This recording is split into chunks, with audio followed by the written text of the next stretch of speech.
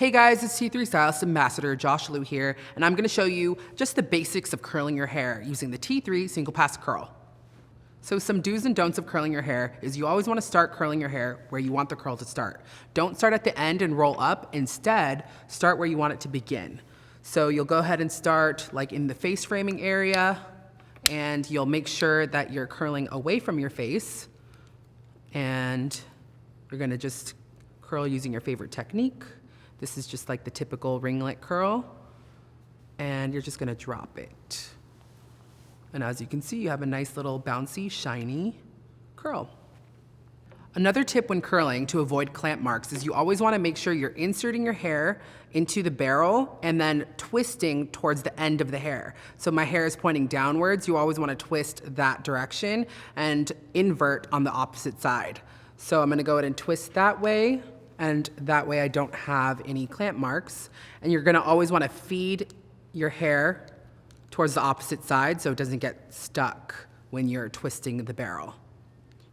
Grabbing the end, always keep track of that end so it doesn't get tangled. You can go ahead and release. Another tip when curling your hair is to make sure you're using the clamp to your advantage. You're gonna go ahead and feed in your hair, and this works well for people with long hair especially. And you're gonna keep tapping the barrel to keep feeding your hair into it. And this works well also for the twist and pull technique. So I'm gonna go ahead and twist it and pull it. And you're gonna just tap that iron or tap that clamp. Tap, tap, tap, and then keep going. Tap, tap, tap, feed in that hair and keep going. Tap, tap, tap.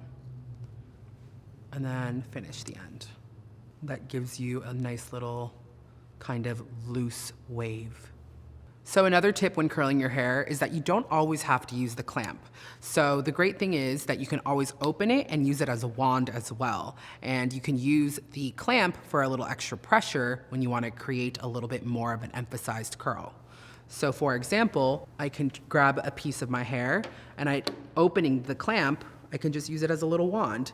And I can just twist it around my barrel for a nice, soft, brushed out curl finish.